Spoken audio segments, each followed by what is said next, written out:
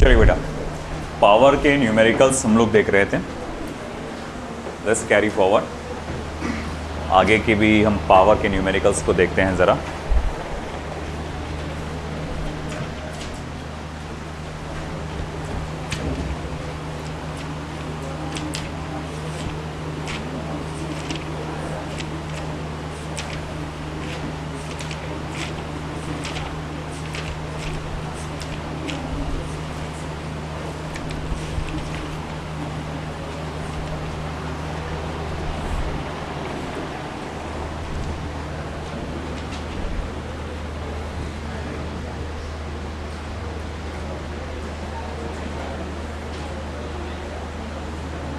The wind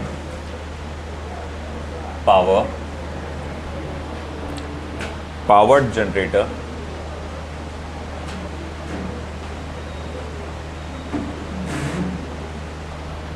converts wind energy into electrical energy. First up, assume that the generator converts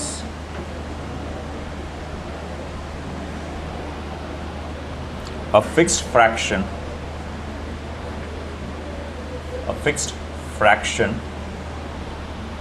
of wind energy intercepted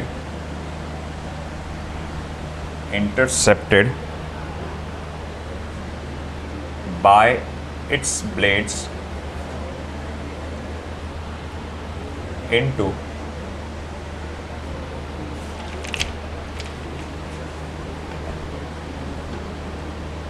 electrical energy. First up, for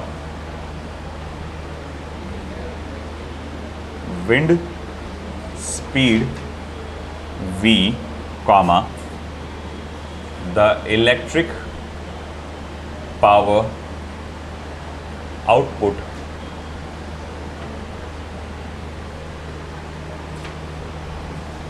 will be proportional to first option V, second option is V square, third option is V cube, and the last option is V raised to power 4.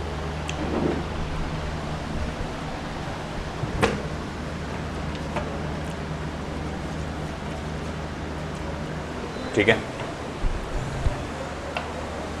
तो देखिए बेटा, wind powered generator हवा से जो generate करता है electricity, wind power generator, पवन चक्की जिसको अपन बोलते हैं। एक वक्त पे यहाँ पर छोटा सा उसका एक वर्जन धाबेकर के बंगलों पे था, मालूम है आपको, काफ़ी साल पहले था। अब कुछ शायद वो निकल गया, वो ख़राब हो गया तो निकल गया वो। अगर आप बाई चांस कहीं हिली एरियाज़ पे गए होंगे तो वहाँ देखे होंगे पहाड़ी पर ऐसे बड़े बड़े पंखे लगे रहते हैं, वाइट कलर के ऊपर घूमते रहते हैं, है ना। और उससे विंड, वो हवा की वजह से जब वो गोल घूमते हैं तो वो टरबाइंस जो होते हैं अंदर उसके गोल घूमते हैं, और टरबाइन गोल घूमने के कारण इलेक्ट्रिसिटी जनरेट होती है यहाँ पे। तो जैसे कि हम इसको थोड़ा सा पिक्चराइज करके देखते हैं कि क्या सीन हो रहा होगा। कि मान लो कि मेरे पास ये एक विंड पावर, या इसको क्या बोलते हैं, विंड मिल बोलते हैं जिसको, एक विंड मिल है फॉर एग्जांपल। ये इसके इस तरह से ब्लेड्स हैं, हवा का एक झोंका फिक्स्ड फ्रैक्शन जो है एयर का आ रहा है। तो हमने देखा, देखो ये एक हवा का एक छोटा सा मास किस तरफ आ रहा है, ओके। ये धीरे धीरे आगे बढ़ता जा रहा है, ऑफ कोर्स यहाँ से फिर कम होता चला जाएगा। देखो धीरे धीरे ये आगे बढ़ता जा रहा है, तो यहाँ से वो कम होते जा रहा है, फिर ये और आगे बढ़ेगा, तो देखो फिर ये और यहाँ से कम हो गया। मगर जब वो यहाँ से जाएगा, पास होगा, तो उस वक्त जब इतना एयर हो, कितना मास, हवा का इतना मास जब इसमें से पास होगा, तो वो क्या करेगा, वो उसको पंखों को गोल घुमाएगा, और पंखे गोल घूमने की वजह से ये टरबाइन से कनेक्टेड होते हैं, और टरबाइन से कनेक्टेड होने की वजह से नीचे एक पावर जनरेटर वाली मशीन रहती है, वो पावर जनरेट होता है। खैर हम लोग कहेंगे ठीक है, मान लो ये जो एरिया ऑफ क्रॉस सेक्शन था वो ए था, और हवा ने कितना डिस्टेंस ट्रैवल कर लिया था, यहाँ पर x डिस्टेंस ट्रैवल कर लिया था, और उसकी जो वेलोसिटी थी हवा की वो कितनी है, v। तो इसने पूछा है पावर कितना आएगा। जब भी कोई ऑब्जेक्ट एक कांस्टेंट स्पीड से ट्रैवल करता है और पावर आपसे पूछता है, तो हम लोग जो है पावर के लिए ये फॉर्मूले का इस्तेमाल करते हैं, F power is equals to F into v, power is equals to F into v. Okay, अब ऐसा है कि v तो चलो है ऑलरेडी, उस इक्वेशन में v का ही रिलेशन पूछा है ना उसने, v तो ऑलरेडी है। व्हाट अबाउट आगे क्या इक्वेशन कैसे बनेगी, तो मैं देखो f को ऐसा लिख सकता हूँ, v into d m upon D T into v, v into d m upon D t. अब ऐसा देखो, मुझे एक बात बताओ, अब आप बोलेंगे सर वो तो हमेशा m d we upon D t लेते हैं, इस बार आपने v d m upon D t क्यों लिया? Any idea? यहाँ पर मास वेरिएबल है, वेलोसिटी कांस्टेंट है। बोले मास कैसे वेरिएबल हुआ? अरे देखो ना, पहले सिर्फ इतना हवा पास हुई थी उसके अंदर से, अब इतनी हवा का मास टुकड़ा पास हो रहा है इसमें से, तो धीरे धीरे जो टुकड़े का हवा का जो मास उसमें से पास हो रहा है वो क्या हो रहा है, बढ़ते जा रहा है। हाँ, और यहाँ से गुजरने वाली हवा का जो वेलोसिटी है वो कैसा है, कांस्टेंट है। तो हम कहते हैं कि देखो भैया ऐसा है कि ये जो हवा जो पास हो रही है उसकी तो वेलोसिटी कांस्टेंट है, हाँ, मगर सिर्फ पहले इतना सा पोर्शन पास हुआ था, ये पूरा मास, ये मान लो कि ये पूरा एयर ऐसा था, मैंने इसको जो बताया, हम कहेंगे पहले सिर्फ इतना मास पास हुआ उसमें से, और मान लो 2 बार घूम गया, फिर उसके बाद इतना टोटल कुल मिला के इतना पास हो गया, तो अब वो 5 बार घूम गया, है ना, कुल मिला के 5 बार, शुरू से लेकर आखिर तक। अब इतना मास उसमें से पास हो गया हवा का, अब वो 10 बार घूम चुका है। अब देखो इतना मास पास हो चुका है, तो अब वो मान लो 20 बार घूम चुका है। अब शुरू से लेकर आखिर तक बताओ कितना बार घूम गया, वो 20 बार। और तुमने नोटिस किया होगा क्या, जो जैसे जैसे मास की क्वांटिटी पहले इतना गया, फिर इतना गया, फिर इतना गया, फिर इतना गया, है ना, तो मास ये वेरिएबल है ना यहाँ पर, इसलिए तो इसीलिए हम उसका डेरिवेटिव ले रहे हैं। ठीक है, अब देखो मास को आप क्या लिख सकते हैं, मैं मास को लिख सकता हूँ डेंसिटी इंटू वॉल्यूम, और सॉरी वॉल्यूम का कैपिटल वी डालना चाहिए मुझे, और वॉल्यूम को लिख सकता हूँ area into length, area into length, length को एक्स से दे दिया। अब ये बात यहाँ, ये बातें यहाँ डाल दो, P is equals to v d by d t of rho a x into v. अब ऐसा है, ये v और ये v हो गया होगा v स्क्वायर, रो ए को करो बाहर, D X upon D T into V square. अच्छा एक बात बता, D X upon D T क्या होता है, v होता है velocity, rho A velocity into velocity का स्क्वायर, जो power is equals to rho A V Q, rho A V Q. आया समझ?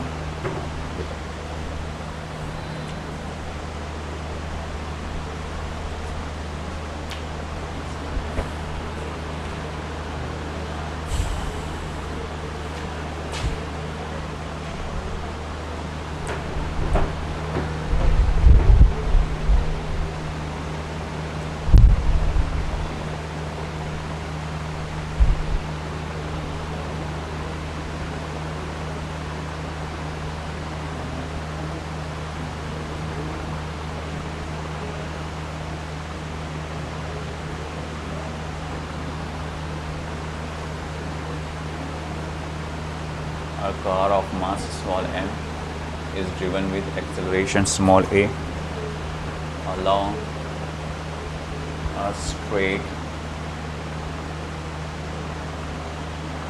level road against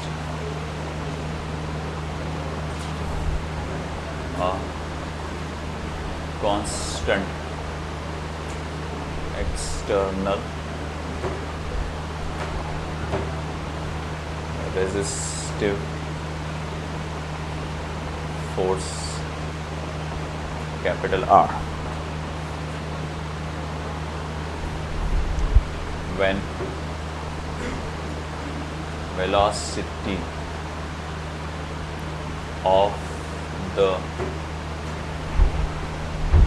car is small v.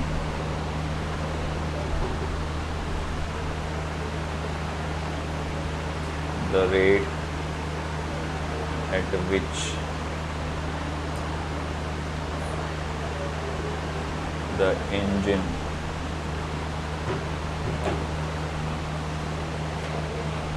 of the car is doing work will be. First option is RV. Second option is MAV. Third option is R plus MAV. And the last option is MA minus R into V.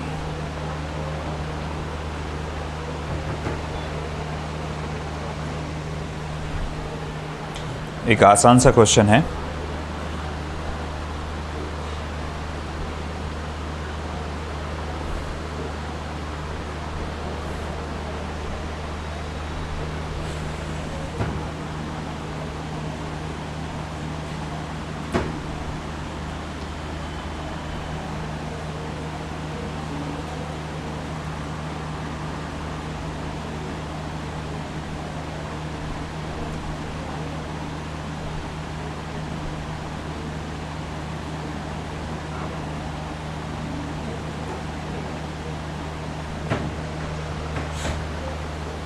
अब देखो, आपके car का engine लगातार आपको क्या कर रहा है, आगे की तरफ ढकेल रहा है।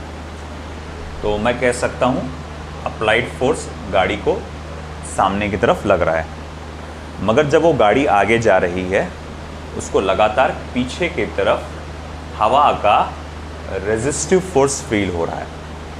आई थिंक रेजिस्टिव फोर्स को आर से दिया इसने, यहाँ पे आर से दिया हुआ है, तो रेजिस्टिव फोर्स फील हो रहा है। ये समझ में आ रहा क्या? गाड़ी आगे बढ़ रही, अब आगे क्यों बढ़ रही? क्योंकि इसको इंजन आगे ढकेल रहा है और तुम एक्सीलरेटर दबा रहे ना, है ना, तो गाड़ी का इंजन गाड़ी को आगे की तरफ पुश कर रहा। तो this is the direction of applied force by the engine. आप force of engine, applied force, ऐसा कुछ भी बोल सकते हैं। और this is the direction of resistive force. मतलब भैया जो आसपास की हवा से वो घसता हुआ जा रहा है, तो उसका जो रेजिस्टिव फोर्स फील हो रहा है वो इस डायरेक्शन में। ओके बेटा, अब अगर मैं पूछूंगा what is the direction of net force, या फिर जस्ट समेशन एफ एक्स क्या होगा, आप कहेंगे समेशन एफ एक्स रहेगा applied force minus air resistance, है ना। Total force directed along x axis क्या होगा, applied force minus air resistance.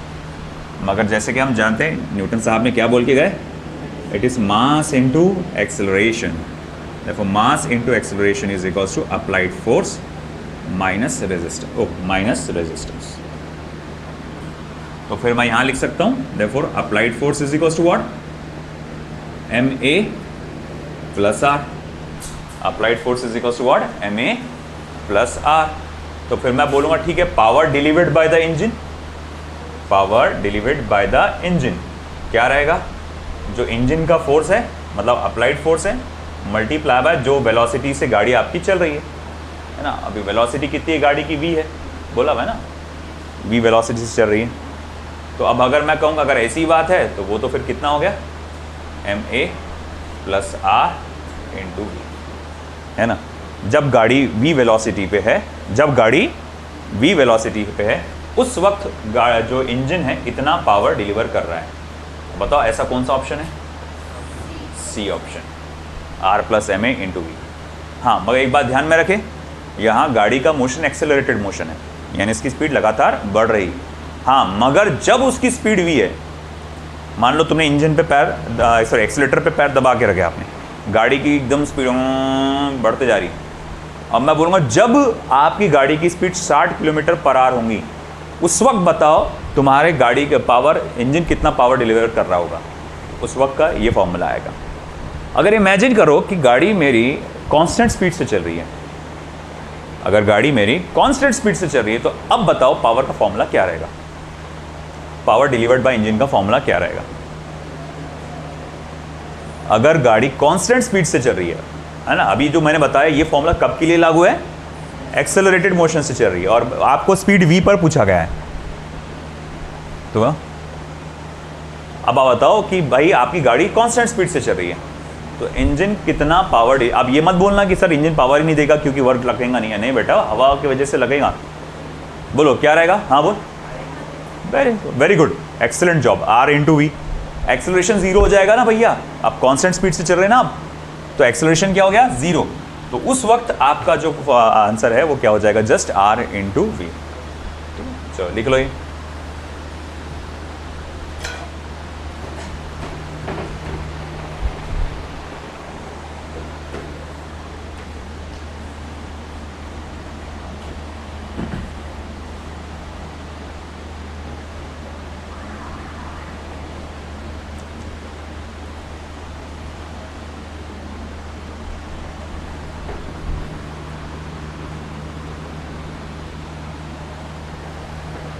पुराना वाला हो गया ना question.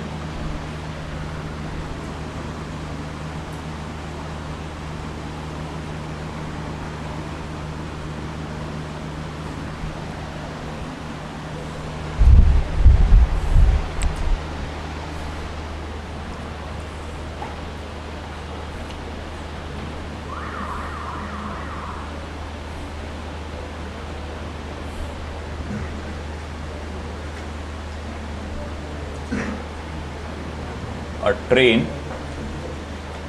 has a constant speed of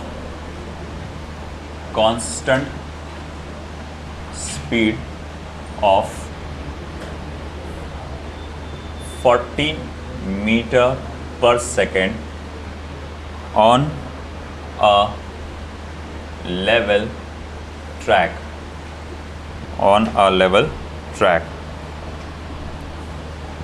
against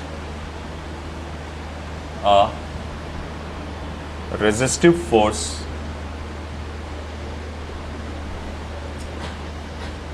of magnitude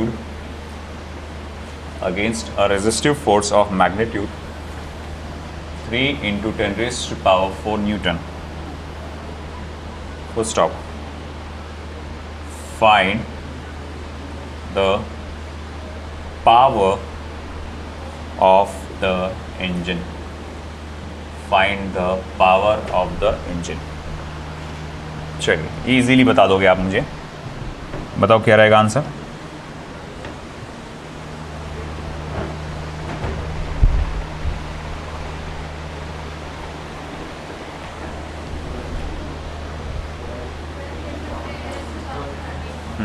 one 120 into 10 raised to power 4 ना रे बा, 120 वो, अच्छा 12 into 10 raised to power 5, correct. अरे भाई कांस्टेंट स्पीड से है, तो ये कांस्टेंट स्पीड से होने के कारण आपका अप्लाइड फोर्स बराबर हो जाएगा रेजिस्टिव फोर्स के, है ना। तो पावर डिलीवर्ड बाय इंजन जो रहेगा वो क्या रहेगा, applied force multiply by velocity, यानी R इंटू वी। अभी थोड़ी देर पहले जिसकी बात की अपन ने, R कितना है फिर आपका 3 इंटू 10 raised to power 4, और ये कितना है 40, यानी कि 120 इंटू 10 raised to power 4, यानी 12 into 10 raised to power 5, sorry bat.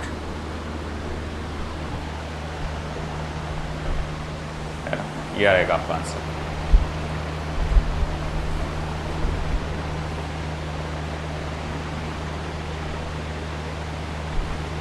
वो फॉर्मूला याद रखना, इसको स्टार मार्क करके रखो, ये इसकी फॉर्मूला इंपॉर्टेंट है इसका।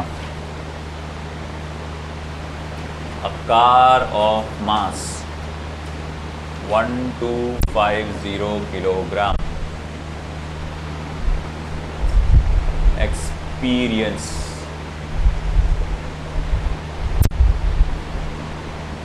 a resistance of 750 Newton when it moves at 30 meter per second. First stop. If the engine can develop 30 kilowatt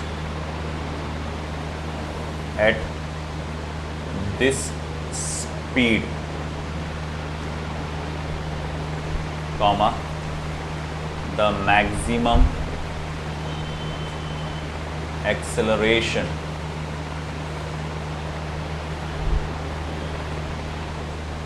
that engine can produce is first option 0.8 meter per second square, second option 0.2 meter per second square, third option 0.4 meter per second square, and last option 0.5 meter per second square. चलिए निकालिए।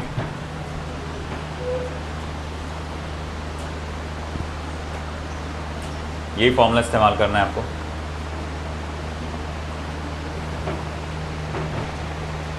क्या क्या दिया हुआ देख लो। मास दिया हुआ है 1250 किलोग्राम, रेजिस्टिव फोर्स दिया हुआ है 750 न्यूटन, फिर उसके बाद इसकी स्पीड दी गई है 30 मीटर पर सेकेंड, और पावर ऑफ इंजन जो दिया हुआ है 30 किलो वैट, यानी कि 3 × 10⁴ वैट। मैक्सिमम एक्सेलरेशन तुमसे पूछा गया है, ये फॉर्मूला इस्तेमाल करो। पावर डिलीवर्ड बाय इंजन को वेलोसिटी से डिवाइड करो, ये वाला फॉर्मूला निकालो। चलो फॉर्मूला तुम्हारे सामने है, सिर्फ नंबर डाल के सॉल्व करना है तुमको, और कुछ नहीं करना है।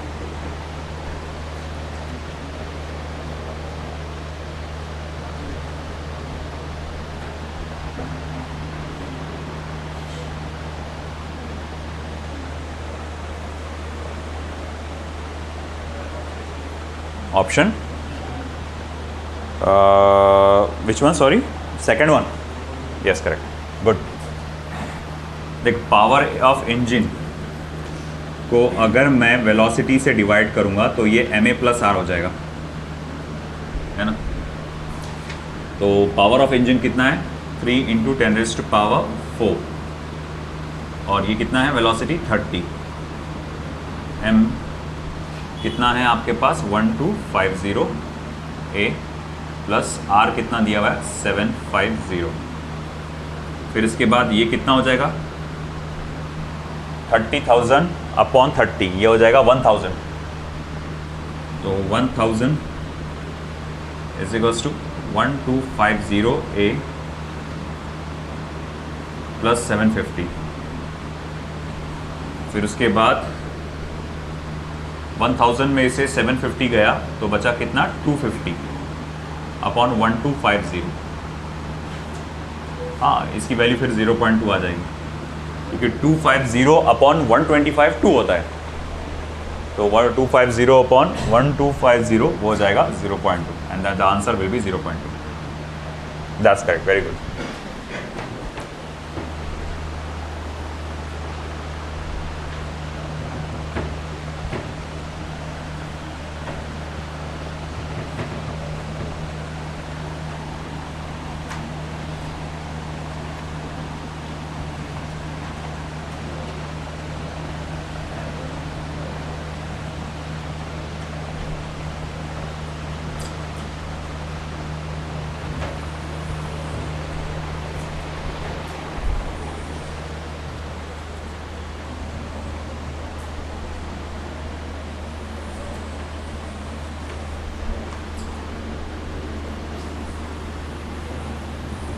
चलिए हुआ।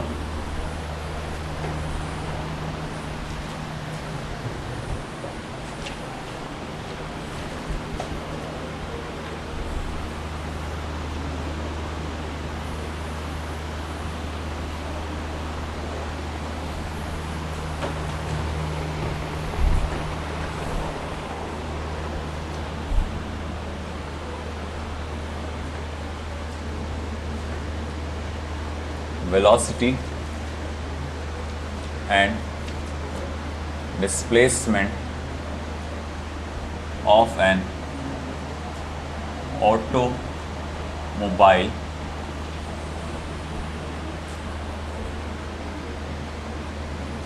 with respect to time.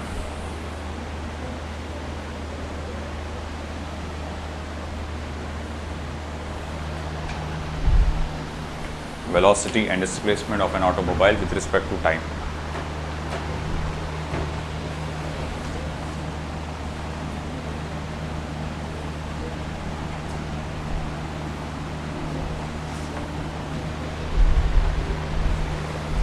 चलो जल्दी करो।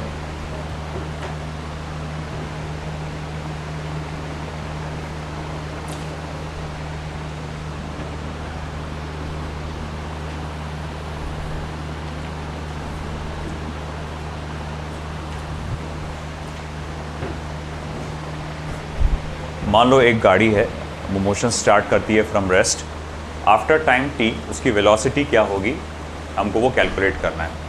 तो वो कैसे कैलकुलेट करेंगे? तो let m be the mass of vehicle और p be the power delivered by engine. एक बॉटल रुक जाओ, power delivered by engine. Bottle रहने देना बीच में।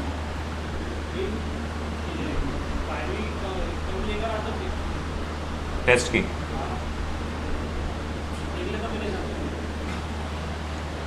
m जो है, मगर डीपीपी अभी जितना जल्दी हो सके ला के दे दो इनको, डीपीपी है ना।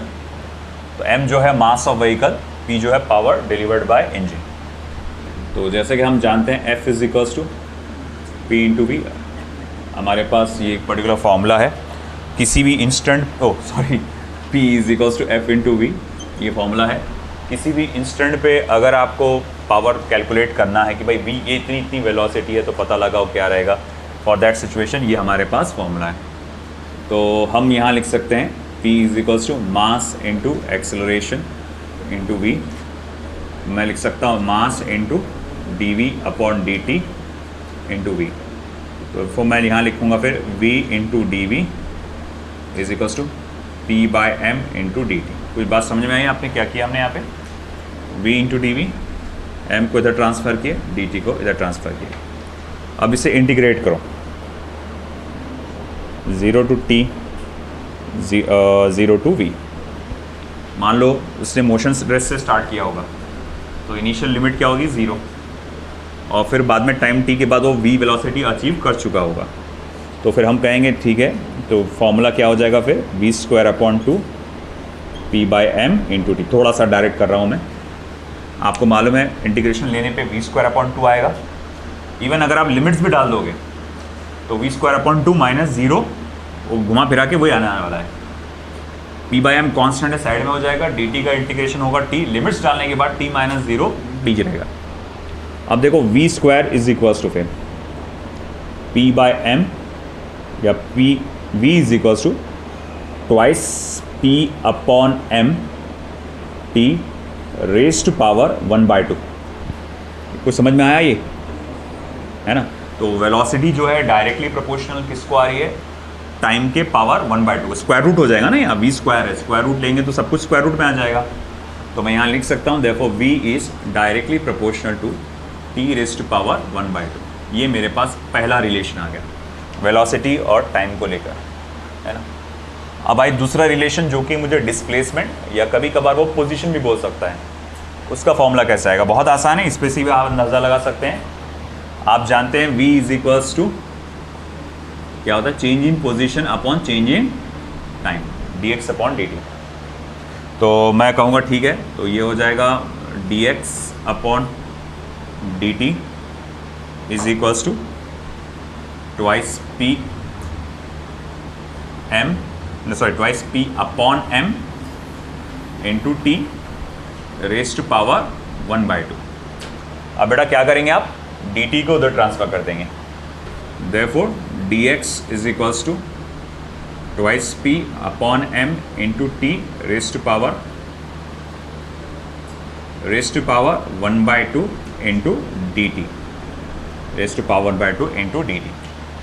अब आपको इसका इंटीग्रेशन करना है, तो जब मैं इसे इंटीग्रेट करूँगा, इसको करूँगा 0 to x, मान लो इसने पोजीशन ओरिजिन से स्टार्ट किया था, और ये हो जाएगा आपका 0 to t। अब देखो आप बेहतर जानते हैं कि 2p अपॉन m ये कांस्टेंट है और उसका पावर 1/2 है, उसका इंटीग्रेशन नहीं होने वाला। dx का इंटीग्रेशन क्या हो जाएगा, x, और upper limit minus lower limit करेंगे तो x माइनस 0 जो डिस्प्लेसमेंट आएगा वो x ही आएगा। तो x is equals to twice p upon m, उसका पावर 1/2 या उसको स्क्वायर रूट में ले लेता हूँ मैं, आएगा ऐसा, और अकेले t रेस्ट टू पावर 1/2 का इंटीग्रेशन होगा, अकेले t रेस्ट टू पावर 1/2 का इंटीग्रेशन होगा। अगर आपको इंटीग्रेशन के फॉर्मूले मालूम है, t रेस्ट टू पावर 1/2 का इंटीग्रेशन क्या होता है, तो t raise to power 1/2 plus 1 upon 1/2 plus 1, यानी t raise to power 3/2 upon 3/2, यानी कि 2/3 into T rest to power 3/2, याद है। तो मैं ये चीज़ यहाँ लिखता हूँ, 2/3 into T rest to power 3/2, 2/3 into T rest to power 3/2। अब आप क्या करेंगे आगे बेटा, उसको प्रॉपरली तरीके से लिखेंगे ज़रा। आप चाहे तो वो 2 को अंदर भेज दो या बाहर रखो, एक ही बात है। देखो x is equals to under root of, अगर 2/3 को अंदर भेजा तो स्क्वायर करके भेजना पड़ेगा, 2 स्क्वायर बन के जाएगा अंदर, यानी 4 बन के जाएगा अंदर। ऑलरेडी वहाँ कौन मिलेगा उसको, 2, वो 2 से मल्टीप्लाई होकर वो क्या बन जाएगा, 8।